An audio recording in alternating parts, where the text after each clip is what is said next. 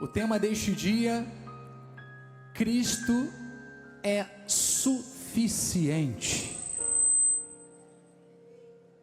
Cristo é suficiente.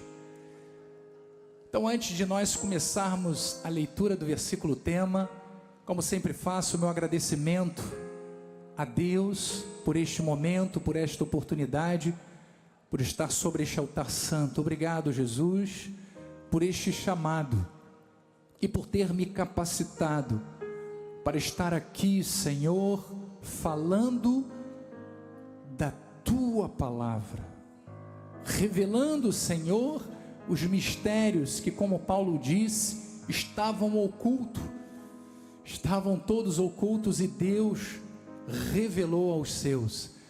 Muito obrigado que eu esteja aqui, Senhor, para ser usado como um canal, como fluir, como um instrumento vivo e santo nas Tuas mãos. Quero também agradecer a nossa liderança, o apóstolo Miguel Ângelo, e a nossa bispa primaz, doutora Rosana, pela confiança, pela oportunidade, dizer a todos vocês que nós amamos a nossa família e a nossa liderança. Agradecer também a minha família, os ministros, a todos aqueles que estão aqui de forma voluntária ou trabalhando, se empenhando para que esse culto aconteça com excelência. E é claro, as ovelhas deste aprisco presencial e à distância. Bom, o tema: Cristo é suficiente, e o versículo tema está lá em Colossenses, capítulo 2, versículo 8 a 14, que diz assim: cuidado que ninguém vos venha a enredar com sua filosofia e vãs sutilezas, conforme a tradição dos homens, conforme os rudimentos do mundo, e não segundo Cristo, porque nele habita corporalmente toda a plenitude da divindade. Também nele estáis aperfeiçoados. Ele é o cabeça de todo principado e potestade. Nele também fostes circuncidados, não por intermédio de mãos, mas no despojamento do corpo da carne, que é a circuncisão de Cristo, tendo sido aperfeiçoados juntamente com Ele no batismo, no qual igualmente fostes ressuscitados mediante a fé no poder de Deus, que o ressuscitou dentre os mortos. E a vós outros, que estáveis mortos pelas vossas transgressões e pela incircuncisão da vossa carne, vos deu vida juntamente com Ele, perdoando todos os nossos delitos, tendo cancelado o escrito de dívida que era contra nós e que constava em ordenanças, o qual nos era prejudicial, removeu-o inteiramente, encravando-o na cruz. Que esta palavra penetre os corações. Feche os seus olhos. Deus amado e bendito, aqui estamos, Senhor, ó Deus, nos colocando à Tua inteira disposição, para ouvirmos a Tua voz, para escutarmos, Senhor, os conselhos preciosos que o Senhor há de falar através de cada versículo. Ó Deus, obrigado por esta grande oportunidade, que aqui estejamos, Senhor, como aquela terra fértil que está preparada para receber esta semente, a semente da palavra, que por fé nós cremos que há de germinar, há de crescer e frutificar a 30, a 60 e a 100 por um. Que assim seja, Senhor, nas nossas vidas, para que através do nosso testemunho, primeiramente nós, depois todos aqueles que nos cercam, sejam ricamente abençoados. Esta é a minha oração. E aqueles que recebem uma vez mais, em concordância, digam amém e amém, graças a Deus. Muito obrigado, bispo. Olha, você gostaria de aplaudir ao Senhor? Glória a Deus. Deus é fiel. Pedras vivas do Senhor, eleitos de Deus. O nosso ministério, ele é muito cuidadoso com tudo o que diz respeito ao nosso desenvolvimento, ao desenvolvimento da nossa jornada de vida, o nosso desenvolvimento espiritual aqui na terra. Nós ensinamos todas as vezes que estamos sobre o altar a respeito de mistérios que foram revelados, que estão à nossa disposição, através da palavra de Deus, porque nós também entendemos a importância de nos conduzirmos, através da palavra de Deus, da forma correta, porque só desta forma correta nós usufruiremos de todos os benefícios espirituais que Deus tem para as nossas vidas. Então veja que a importância, o zelo, o cuidado que todos nós, ao subirmos ao altar, temos em ensinar ao povo de Deus uma palavra que esteja em linha com a verdade da graça de Deus. Porque nós seguimos, é claro, as orientações do apóstolo Paulo às igrejas gentílicas. Afinal, nós somos um povo gentílico, amém? Então nós prezamos pela compreensão das doutrinas da graça de Deus, porque só elas constroem em nós cristãos maduros, cristãos bem firmados sobre a rocha. Então é importante nós compreendermos e valorizarmos a palavra que recebemos deste altar. Amados, nós somos, talvez, eu não conheço outro ministério, por isso eu vou falar por nós, mas eu não conheço outro ministério que ofereça uma apostila, aonde você tem todos os versículos e pode no dia seguinte ou depois ler, acompanhando pela internet, e ir se alimentando, digerindo aqueles versículos que foram pregados, para que isso internalize no teu coração e de fato torne você um cristão, uma cristã sólida, sobre a rocha, madura espiritualmente.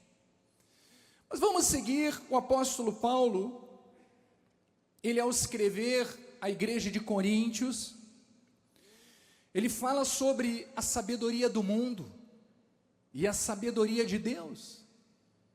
Ele diz que a sabedoria do mundo, ela é desprezível, ela é vã, não serve para absolutamente nada no que diz respeito à salvação. Mas a sabedoria de Deus é um mistério. Então veja o que diz lá em 1 Coríntios 2,6. Entretanto, expomos sabedoria entre os experimentados, não porém a sabedoria deste século, mas a sabedoria nem dos poderosos desta época, que se reduzem a nada, mas falando a sabedoria de Deus em mistério, outrora oculta, ou seja, não conheciam, mas a partir de Cristo, de Paulo, foi revelada, a qual Deus preordenou desde a eternidade para a nossa glória. Então, amados, nós sabemos que existe uma base para tudo isso acontecer, que começa, é claro, no amor infinito de Deus por nós. Mas veja que é necessário que nós compreendamos e venhamos a dar a importância certa ao crescimento espiritual, ao amadurecimento espiritual, porque se nós andarmos na superficialidade, infelizmente, nós seremos enredados, influenciados a nos desviarmos do caminho. Por isso o nosso ministério, ele sempre, sustenta tudo aquilo que nós ensinamos com vários versículos bíblicos, porque os versículos, eles confirmam aquilo que estamos ensinando, para que não haja dúvidas, para que não haja questionamentos, mas para que você esteja bem embasado. Então é necessário que nademos em águas mais profundas, para que não sejamos enganados ou aprisionados por conceitos que não são aplicáveis à nossa vida cristã. Então vamos compreender o que estava acontecendo na igreja de Colossos e que necessitou de uma intervenção do apóstolo Paulo para que eles não se perdessem ou ficassem confusos espiritualmente. Porque veja, os colossenses, eles estavam naquele momento enfrentando falsos mestres, pessoas que se colocavam ali como líderes, mas que na verdade estava desvirtuando, enganando, confundindo a mente do povo, com ensinos que misturavam filosofia grega, legalismo judaico e misticismo religioso. Era esta a realidade que aquele povo vivia. Então veja que o problema não era somente negar a Cristo, mas também tentar acrescentar algo à sua obra. Amados, a obra de Deus é perfeita.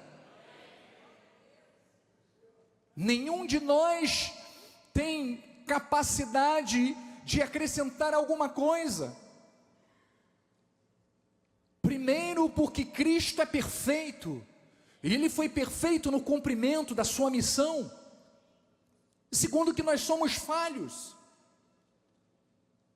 Então, veja que aquela igreja estava sendo influenciada por falsos mestres, que negavam Cristo, que tentavam acrescentar algo à obra de Cristo. E olha, sempre que o homem, preste bem atenção no que eu vou te falar, sempre que o homem tentar ajudar a obra de Cristo, na verdade está diminuindo, está desvalorizando aquilo que Cristo fez. Por isso, o nosso tema é: Cristo é suficiente. Ele é suficiente. Então, assim como os colossenses, nós também vivemos em uma era, em um tempo repleto de ideologias,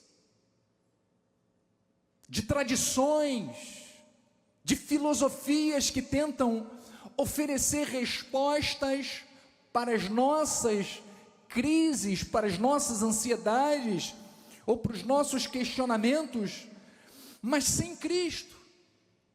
Amados, qualquer coisa que for oferecida a nós, que esteja distante de Cristo, não é para você, não é para mim, não é para nós. Porque olha, a nossa mensagem hoje, ela é central a respeito deste propósito. Em quem deve estar a minha confiança? Em sistemas humanos ou na plenitude de Cristo? Em quem tem que estar a minha confiança, a minha esperança, a minha fé? Então é sobre isso que nós iremos estudar, amados. Nós vamos estudar esse trecho da carta do apóstolo Paulo aos Colossenses para sanarmos definitivamente qualquer dúvida, qualquer questionamento que haja em relação à obra perfeita de Cristo por nós. Então, o primeiro ponto que eu quero compartilhar com vocês, que está no primeiro versículo que nós lemos, lá em Colossenses 2:8, que diz assim: cuidado que ninguém vos venha a enredar com sua filosofia e vãs sutileza. Ele continua dizendo, conforme a tradição dos homens, conforme os rudimentos do mundo, e não segundo Cristo. Olha que interessante, só para vocês entenderem qual era o cenário que Paulo estava vivendo naquele momento, um pano de fundo para que você entenda. Esta igreja de Colossenses era uma igreja que ela possuía uma cultura diversificada. Ela recebia influências culturais do próprio povo grego, através da filosofia, mas recebia também influências do Império Romano,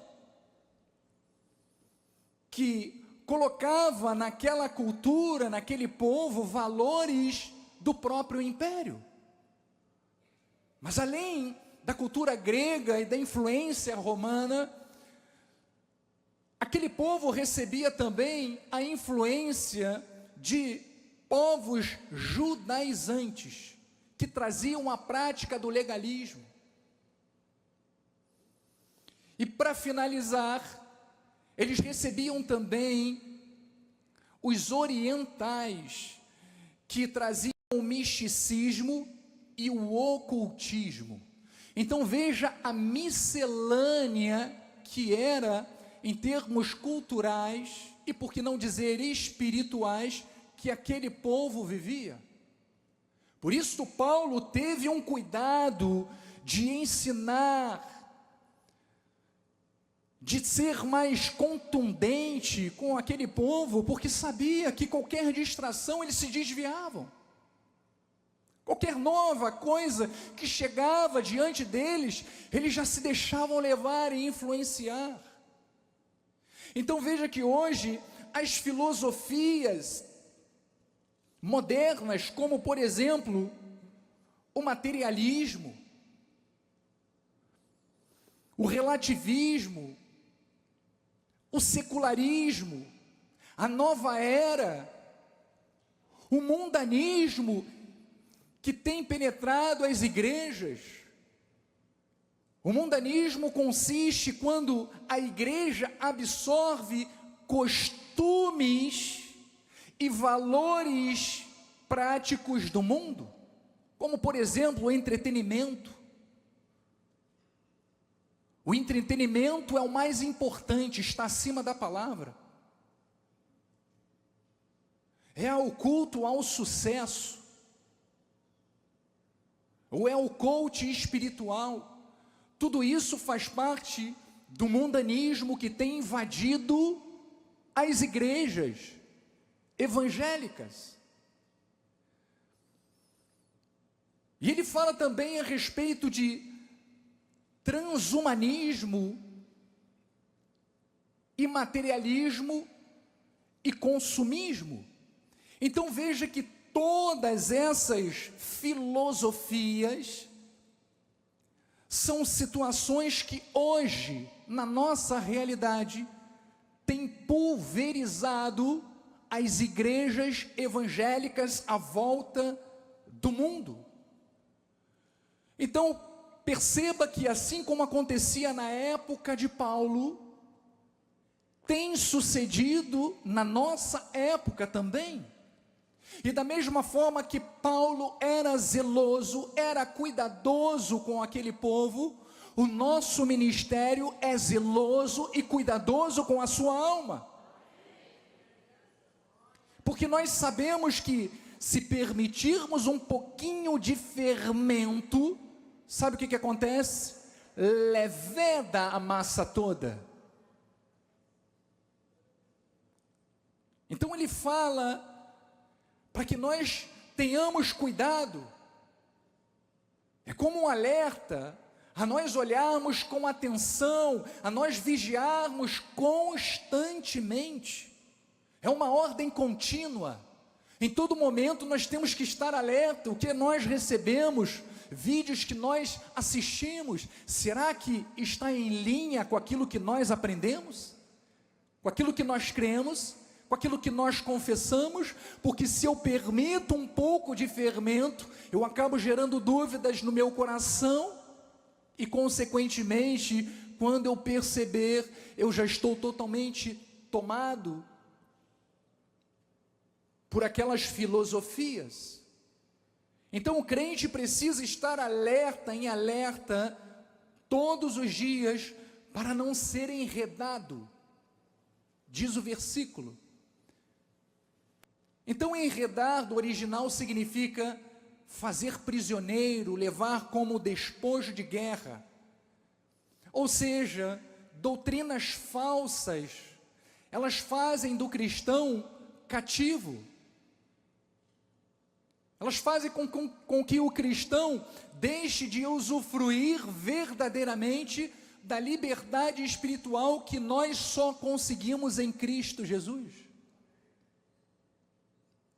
Então, quando Paulo está falando dessas filosofias, aqui ele está se referindo a esse sistema humano de pensamentos que está totalmente separado da revelação de Deus.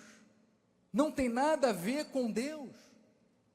É uma ilusão vazia, é uma fraude espiritual.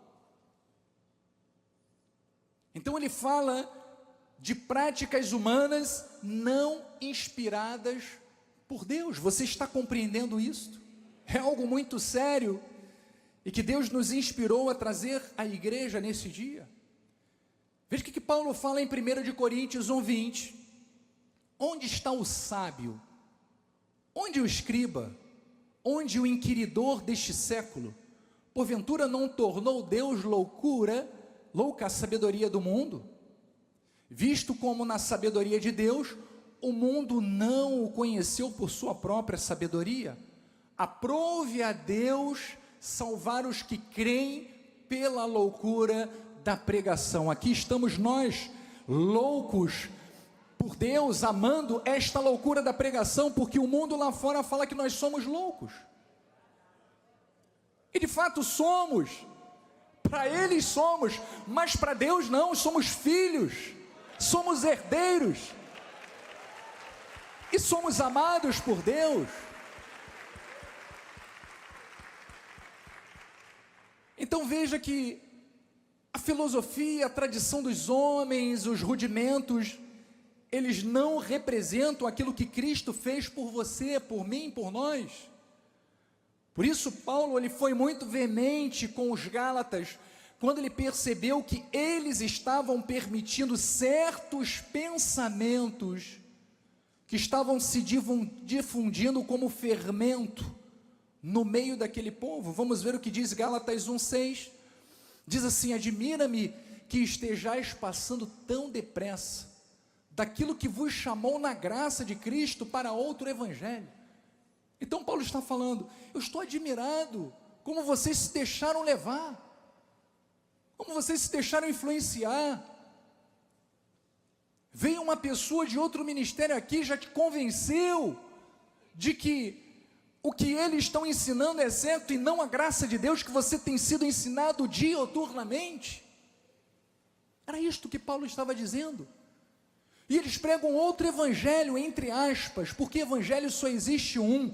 Evangelho significa boas novas, e boas novas é a graça de Deus, o resto não é evangelho. É o que Paulo está dizendo no próximo versículo, o qual não é outro senão que há alguns que vos perturbam e querem perverter o evangelho de Cristo. Mas ainda que nós ou mesmo um anjo vindo do céu vos pregue evangelho que vá além do que vos temos pregado, seja o quê? Anátema. Então veja que no versículo 9 ele diz: assim como já dissemos, e agora repito, se alguém vos prega evangelho que vá além daquele que recebestes, seja anátema. E esta palavra é uma palavra dura, significa amaldiçoado, consagrado à destruição. Então, igreja, nós temos que ser cristãos vigilantes. Diga amém se você está em concordância. Cristãos vigilantes são aqueles que não permitem que nada que não provenha exclusivamente da fé na obra de Cristo, não nas nossas obras, venha penetrar na nossa vida. O que estiver fora da graça de Deus, do evangelho da graça, não é para nós. Nós somos o povo gentio, e como povo gentio, a palavra que Deus deu a nós é a graça, e glórias a Deus por isso. E glórias a Deus por isso. Então o apóstolo Paulo, ele nos mostra que aquilo que passar da fé em Cristo Jesus é anátema, é carne, são filosofias, são vãs sutilezas, não é para você. O apóstolo Paulo também ele exalta e confirma nesta mesma passagem, nós vamos ver agora 9 e 10, a divindade de Cristo. Cristo é a plenitude da divindade. Cristo é Deus, Ele é o próprio Deus. Então diz, porquanto nele habita corporalmente toda a plenitude da divindade, também nele estáis aperfeiçoados. Ele é o cabeça de todo principado e potestade. Então, veja que quando estudamos no original a palavra plenitude da divindade, está mostrando que Cristo é o próprio Deus. Ou seja, o próprio Deus habita permanentemente em Cristo, de forma constante, não temporária, mas com plenitude total, ou seja, nele está a totalidade de quem Deus é. Então, todas as vezes que nós falamos com Cristo, oramos com Cristo, nós sabemos que estamos falando com Deus. Então, Hebreus fala em Hebreus 1:3, Ele que é o resplendor da glória, a expressão exata do seu ser, sustentando todas as coisas pela palavra do seu poder, depois de ter feito a purificação, ou seja, o perdão dos pecados, assentou-se à direita da majestade nas alturas. Então diz que Ele também, Cristo, Ele nos aperfeiçoou para sempre. Então diga, em Cristo eu estou completo, em Cristo eu estou perfeito, porque através do seu sangue Ele nos aperfeiçoou. Então veja que o crente em Jesus Cristo, ele já possui tudo o que ele precisa para a vida e para a piedade, tanto para viver aqui nesta terra, usufruindo de todos os âmbitos, daquilo que nós precisamos, saúde, alegria, felicidade, prosperidade, tudo aquilo, Deus em Cristo Jesus já se revelou a nós, mas também com a certeza da vida eterna com o Senhor. Então nós temos que compreender que não precisa de sacrifícios humanos, não precisamos de filosofias deste mundo para vivermos a plenitude que só encontramos em Cristo. Porque em Cristo habita permanentemente o caráter de Deus e o próprio Deus. Em 2 de Pedro 1,3 diz: visto como pelo seu divino poder nos têm sido doadas todas as coisas que conduzem à vida e à piedade, pelo conhecimento completo daquele que nos chamou para a sua própria glória e virtude, pelas quais nos têm sido o quê? Doadas só algumas coisas. Não, doadas as suas preciosas e muito grandes promessas, para que por elas vos torneis coparticipantes da natureza divina, livrando-vos da corrupção das paixões que há no mundo. Então muitos procuram experiências espirituais a mais, mas veja que Paulo ensina que em Cristo nós estamos completos. Em Cristo nós estamos completos. Não precisamos de nada além da fé em Cristo para sermos aceitos por Deus ou para vivermos a sua plenitude. Não é por obras, amados, não é por sacrifícios, não é através do jejum, não é através do joelho no monte. Jesus nem manda você ir para o monte orar. Jesus orava porque ele se isolava das pessoas e o único lugar que ele tinha em sossego era no monte. Eles habitavam em tendas, era um amontoado de pessoas. O que Jesus nos recomenda é quando você quiser falar com o Pai, entra no teu quarto, fecha a porta e em secreto.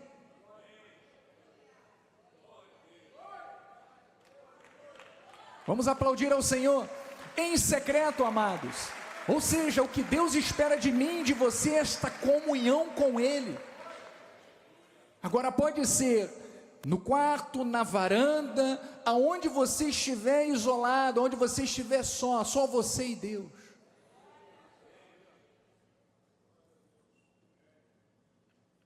Então, guarde isso, tudo o que for inserido além da obra de Cristo, diz respeito ao campo carnal, não tem poder algum, não tem proveito espiritual. Hebreus 13:9 diz: não vos deixeis envolver por doutrinas várias e estranhas, porquanto o que vale é estar o coração o quê? Confirmado com a graça, e não com o alimento, não com o jejum. Porque é interessante, existem vários tipos de jejuns. Aí tem o jejum de Daniel, só pode legumes.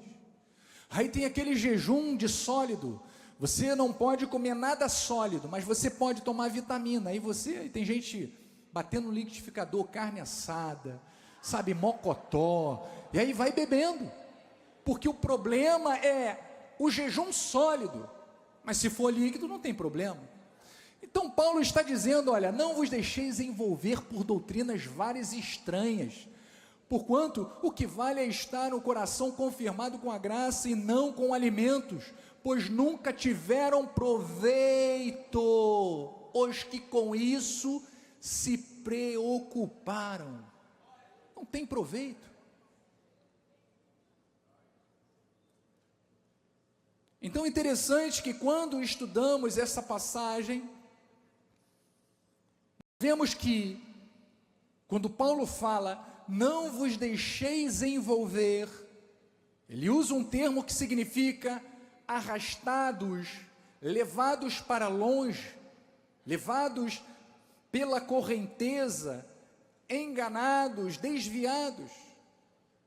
Então ele alerta para termos cuidado com ensinos que parecem espirituais, com aparência de profundidade, mas que arrastam para longe de Cristo. Sabe por quê?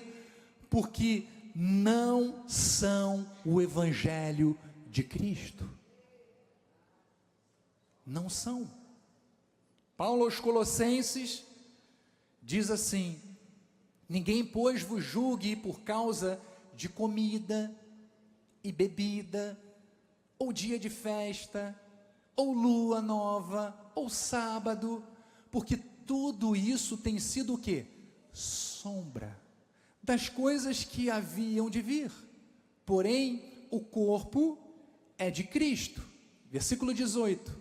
Ninguém se faça árbitro contra vós outros, pretextando humildade e culto dos anjos, baseando-se em visões, infatuado,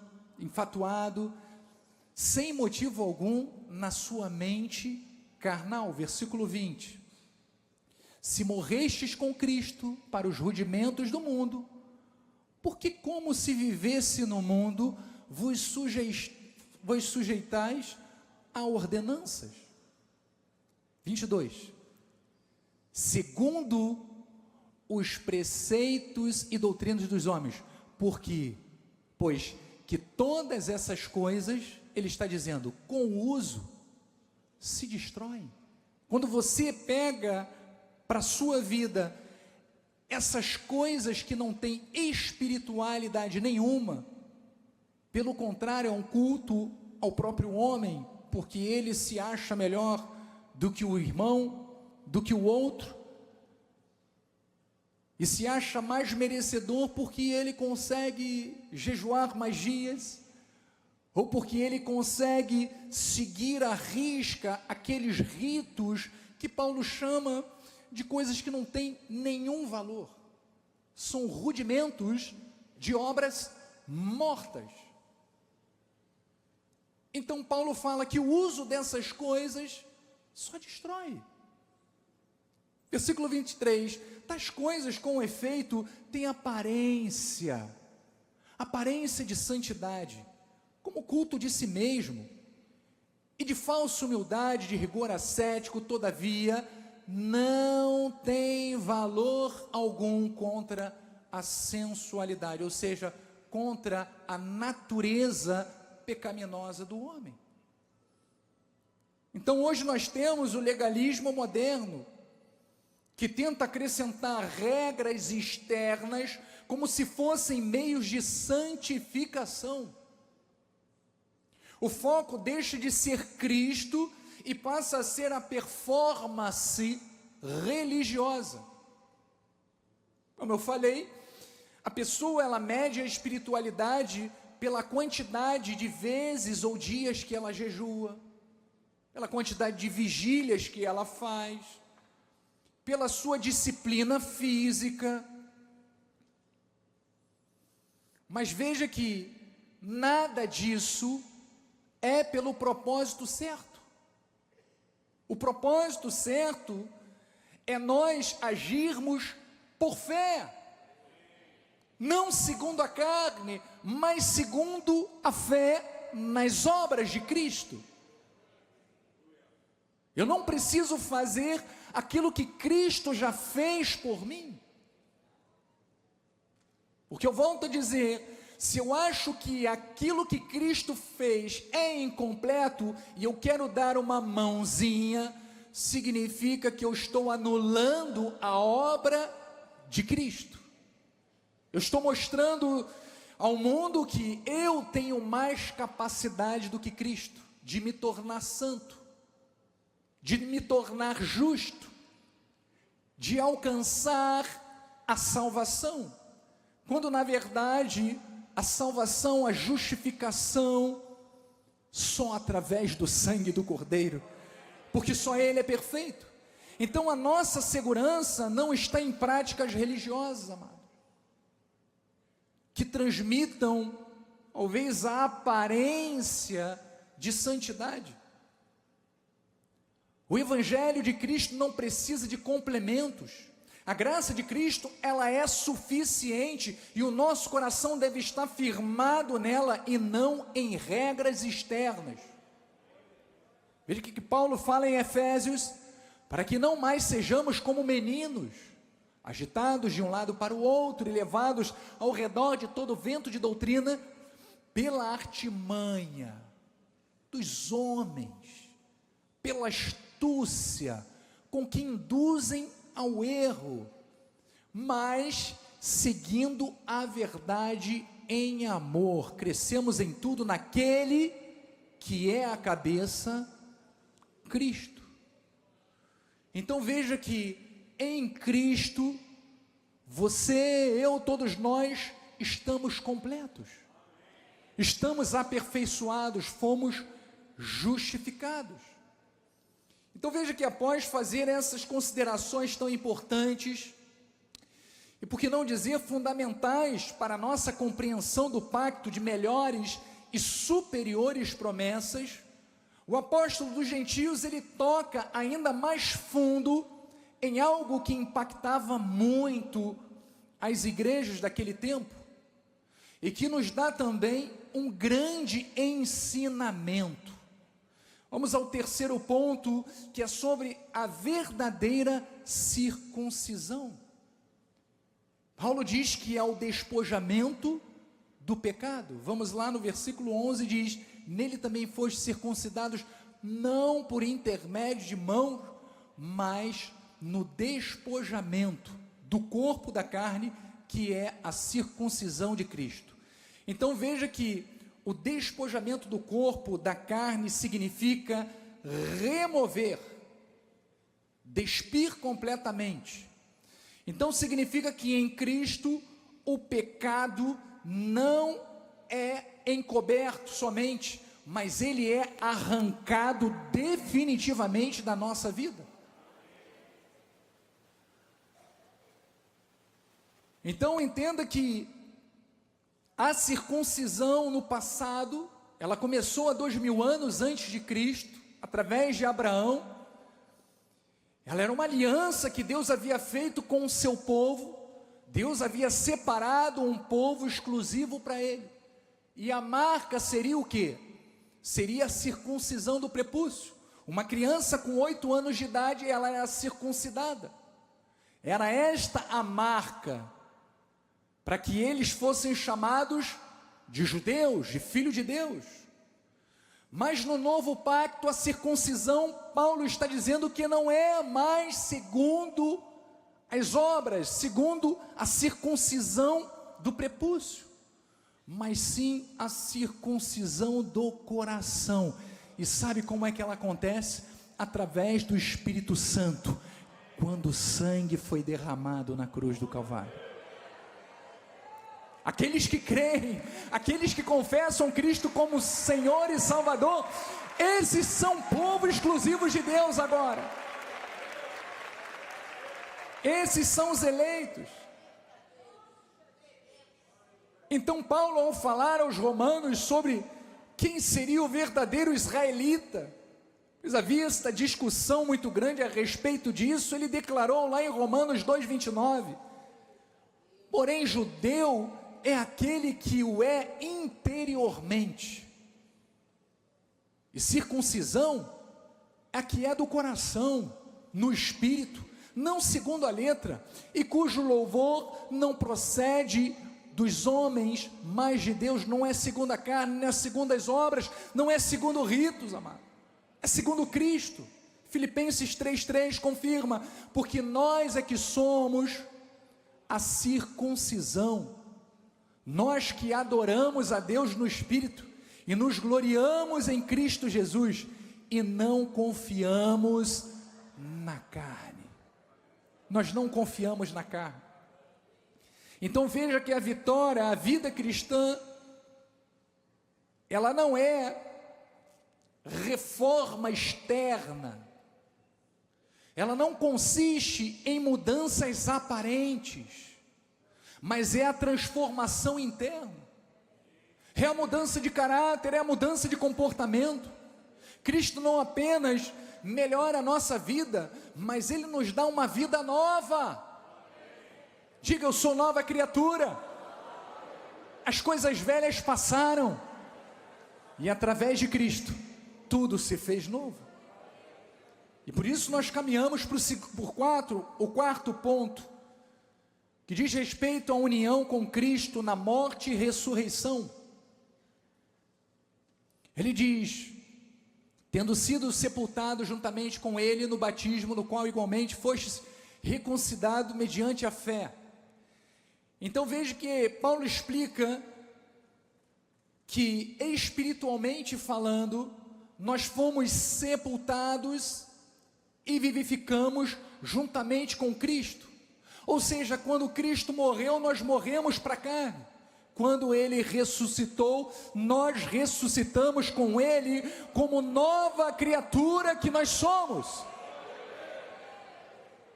Então o apóstolo Paulo, ele fala que nós fomos batizados, e a palavra usada significa batisma, que significa imersão. Ah, mas bispo, eu pensei que batismo fosse imersão na água. Não, isto sim aconteceu na época de João Batista, aconteceu, claro. Mas se desconecte desta imersão, que é uma tradição que se manifesta até hoje, de que o batismo é você imergir na água ou aspergir água no rosto. O batismo significa uma imersão com Cristo, da mesma forma que Cristo morreu, eu imergi com Ele na morte, eu morri para o velho homem, hoje eu sou uma nova criatura. Por isso Paulo fala que nós estávamos mortos em pecados e delitos, e a partir do momento do batismo, que através do sangue derramado se cumpriu a promessa na minha vida, eu renasci com Cristo. Ou seja, eu estava morto e Deus nos ressuscitou. Hoje cada um de nós somos novas criaturas.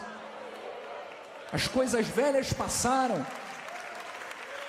Você é uma nova criatura, é um novo homem, uma nova mulher, um novo filho. É isto que significa o batismo no mundo espiritual.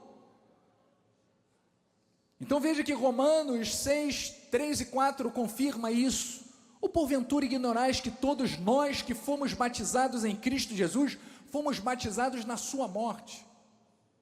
Fomos, pois, sepultados com Ele na morte do batismo, pelo batismo, para que com Cristo, como Cristo foi ressuscitado dentre os mortos, pela glória do Pai, assim também andemos nós em novidade de vida.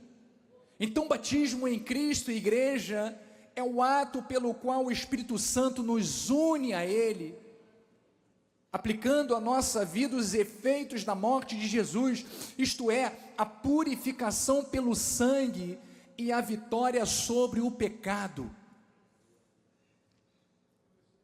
Veja o que João diz em Apocalipse 1:5, e da parte de Jesus Cristo, a fiel testemunha, o primogênito dos mortos, e o soberano dos reis da terra, e diz, e nos constituiu, esta é a tua verdadeira identidade espiritual, reino, sacerdotes, para o seu Deus e Pai, a Ele a glória e o domínio pelos séculos dos séculos, amém? Então, quando a pessoa tem os olhos iluminados para compreender essas verdades, ela se liberta de todo o peso e de todo o jugo espiritual, amados. Ela passa a viver uma vida somente pela fé. Ela passa a viver uma vida livre, liberta de toda a condenação, para viver a liberdade em Cristo Jesus. Gálatas 2:20 diz, logo, já não sou eu quem vive, mas Cristo vive em mim. E esse viver que agora tenho na carne, eu vivo pela fé no Filho de Deus que me amou e a si mesmo se entregou por mim. Veja que a obra está completa na tua vida. Efésios 2:4 em diante diz, mas Deus, sendo rico em misericórdia por causa do grande amor com que nos amou, e estando nós mortos em nossos delitos, nos deu vida juntamente com Cristo, pela graça, não por obras, não por sacrifícios, não por jejum, não por batismo, por imersão na água, não. Ele diz, pela graça sois salvos. E juntamente com Ele nos ressuscitou e nos fez assentar nos lugares celestiais em Cristo Jesus. Para quê? Para mostrar nos séculos vindouros, olha, estamos vivendo isso, Bispo André, a suprema riqueza da sua graça, em bondade para conosco, em Cristo Jesus. Então, igreja, ser um cristão verdadeiro é estar unido a Cristo através da sua morte e ressurreição. A nossa antiga vida, ela foi enterrada. Nós vivemos agora uma nova realidade de vida, não mais pelas obras da carne, mas pela fé no sacrifício de Cristo. Então, por isso, chegamos ao quinto ponto, que fala sobre o triunfo da cruz. A dívida, ela foi cancelada de uma vez por todas. E ele diz, vamos lá no versículo 14, isso tendo cancelado o escrito de dívida que era contra nós, removeu-o inteiramente, encravando-o na cruz. Então veja que as dívidas, elas representam as nossas transgressões contra as leis de Deus. E quando Paulo fala que Jesus morreu, esta palavra do grego é exaleipsa, é isso? Exaleipsa, que significa apagar, limpar completamente. Assim como um papiro é raspado até não ter nenhuma marca, da mesma forma, Deus, através de Cristo, ao morrer por nós na cruz do Calvário, ali Ele encravou todos os nossos pecados, os pecados passados, presentes e futuros. Então, bispo, isso significa que eu posso andar na prática do pecado? Não! Lembra que eu acabei de falar que nós fomos circuncidados com Cristo, nós fomos batizados com Ele, nós morremos para a carne, assim como Cristo morreu, e ressuscitamos com Ele, com uma nova vida, uma nova criatura. Como é que eu vou andar nas práticas que eu fazia antes? Não. Mas o fato é que nós somos humanos, e por sermos humanos, somos passivos de erros. Então veja que Cristo, Ele pagou de uma vez por todas, na cruz do Calvário, tudo aquilo que nos condenava. Ele removeu para sempre a acusação contra nós. 2 Coríntios 5:21 diz, aquele que não conheceu o pecado, Ele fez pecado por nós, para que nele, em Cristo, fôssemos feitos justiça de Deus. Você é a justiça de Deus. Então, se alguém te condena, se alguém te acusa, tu fala, olha, o Deus que me criou, que me formou, Ele disse que eu sou justiça dEle, amado. Ele carregou sobre Ele toda a condenação, todo o pecado. O versículo próximo diz, agora pois, já nenhuma condenação há para os que estão em Cristo Jesus. Quantos aqui estão em Cristo Jesus? Digam amém. Então celebre a sua vitória. Vamos dar um lindo aplauso ao Senhor.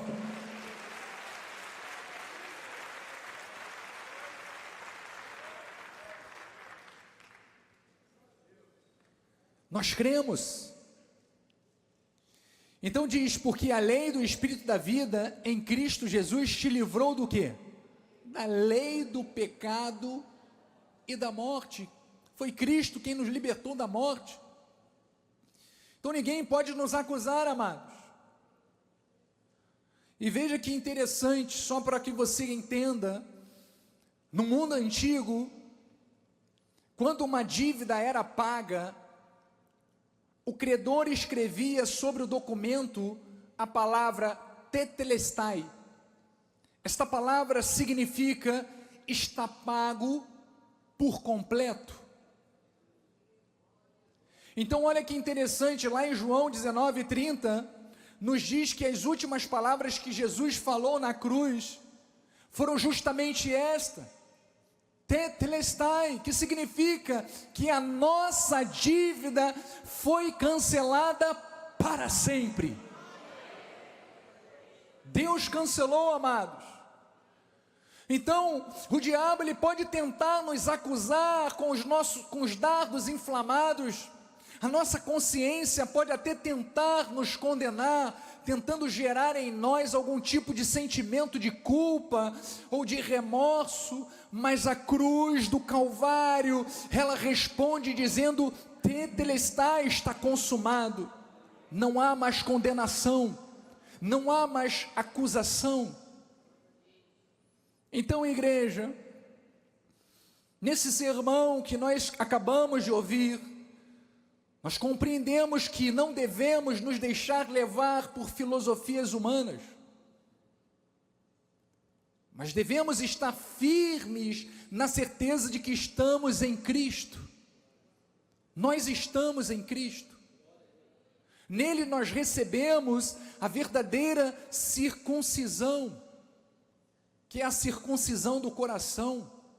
Nele nós morremos e ressuscitamos, e Ele cancelou de uma vez por todas, amados, toda a dívida que era contra nós. Então, por isso, nós podemos dizer que em Cristo nós estamos completos. Por isso nós podemos dizer que Cristo, Ele é suficiente. Por isso que nós podemos confessar que em Cristo nós estamos plenos, Pai. Não nos falta nada, porque Cristo fez tudo por nós. Então, para terminarmos, vamos ver alguns aspectos de como esse conhecimento que nós acabamos de ouvir, como é que eles podem ser aplicados na nossa vida diária. Como é que você pode aplicá-lo? Por exemplo, quando você precisa de confiança em meio às lutas da vida, você tem que crer que se Cristo, Ele é suficiente na nossa vida, nós não precisamos buscar segurança em coisas passageiras. Nós não podemos buscar segurança ou confiança em filosofias humanas. Mas nós temos que crer que em Cristo, Ele é a nossa suficiência. Então, quando vier a ansiedade sobre o futuro, você deve declarar: Cristo, Ele é a minha paz e o meu sustento. Porque a palavra de Deus nos confirma isso, lá em Filipenses 4,19, Ele diz: e o meu Deus, segundo a sua riqueza em glória, Ele há de suprir cada uma das nossas necessidades. Ou se precisarmos de perseverança nas provações, eu sei que são muitas, nós vivemos diariamente dezenas de provações. Quando nós entendemos que Cristo, Ele é suficiente, nós não desistimos diante das dificuldades. Sabe por quê? Porque o Espírito Santo de Deus nos fortalece através da sua palavra. Então, em vez de você murmurar diante dos problemas, seja no trabalho ou na sua casa, ore ao Senhor. Diga a Deus: Senhor, a tua graça me basta, ajuda-me a perseverar. E veja que 1 de Pedro 5,10 diz: ora, o Deus de toda a graça, que em Cristo vos chamou à sua eterna glória. Foi para isso que Deus te chamou. Não foi para você andar preocupado, ansioso, ansiosa, temeroso, temerosa, não. Foi para você viver a eterna glória dEle. Ele diz que depois de ter sofrido por um pouco, Ele mesmo vos há de aperfeiçoar, firmar, fortificar e fundamentar. Receba força para a tua vida. Receba coragem para a tua vida. Receba intrepidez para a tua vida. Terceiro, outros aspectos importantes: liberdade da aprovação humana. Você não precisa da aprovação de homens. Muitos vivem reféns da opinião dos outros, mas em Cristo nós somos completos. Diga amém por isso. Efésios 1:11 diz: nele digo, no qual fomos também feitos herança, predestinados segundo o propósito daquele que faz todas as coisas conforme o conselho da sua vontade, a fim de sermos o quê? Para o louvor da sua glória, nós os que de antemão esperamos em Cristo. Amados, a nossa esperança não está na opinião dos outros, a nossa esperança está em Cristo Jesus, e o que Ele determinou sobre você, sobre a sua vida, é isso que você tem que se agarrar, é isso que você precisa confiar.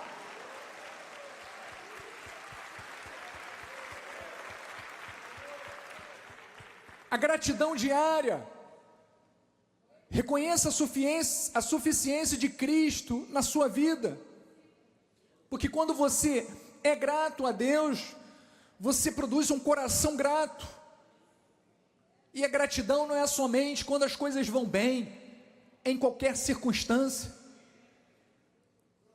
Então agradeça a Deus por tudo aquilo que Ele fez na tua vida. Diz 1 Tessalonicenses 5,18, em tudo dai graças, em tudo, porque esta é a vontade de Deus em Cristo Jesus para convosco.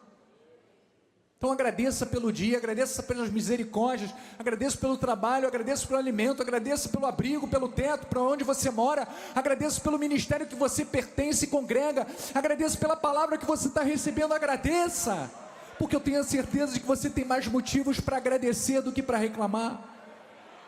Então agradeça sempre a Deus. E último ponto, viva com propósitos eternos. Se Cristo é suficiente, a nossa vida, ela não pode ser vazia, mas ela tem que ser uma vida ativa, guiada por Ele. Ele deve ser o centro de tudo. Ao planejar a sua semana, inclua tempo para a sua vida de oração, para a leitura da palavra, para você vir aos cultos. Desenvolva um crescimento, um desenvolvimento do seu ministério pessoal. Colossenses, Paulo fala, 3,17, e tudo o que fizerdes, seja em palavras, seja em ação, fazei-o em nome do Senhor Jesus, dando por Ele graças ao Pai. Então, igreja, eu termino dizendo, Cristo, Ele é suficiente, não precisamos de rituais extras, não precisamos de experiências místicas, ou de pensamentos terrenos, não, nada pode ser acrescentado à obra de Cristo. Quem está unido a Ele, tem vida nova. Quem está unido a Cristo, é vitorioso sobre todo o mal, ou sobre toda a potestade, porque em Cristo, nós temos a plenitude, e enfim a certeza da nossa vida eterna. Essa é a vontade de Deus, esta é a palavra que Deus semeou no teu coração, para que você possa sempre confessar, que Cristo na minha vida, Cristo na tua vida, é o suficiente. Que assim seja, assim diz a palavra do Senhor. Vamos aplaudir.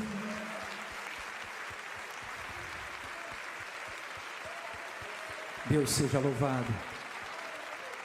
Senhor Jesus Cristo, obrigado, Senhor, por este dia perfeito que o Senhor nos proporcionou. Obrigado pelo louvor no início, pela oração ministrada, pela oportunidade voluntária de participar da Tua obra, pela palavra que recebemos do altar, Senhor. Ó Deus, a nossa vida está completa, Pai.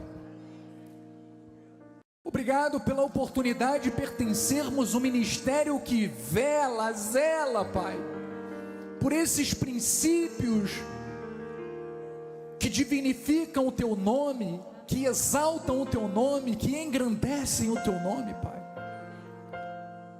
E esta palavra, Senhor, frutifique nos nossos corações, para que possamos testemunhar diariamente esta grande transformação que Cristo fez em nós.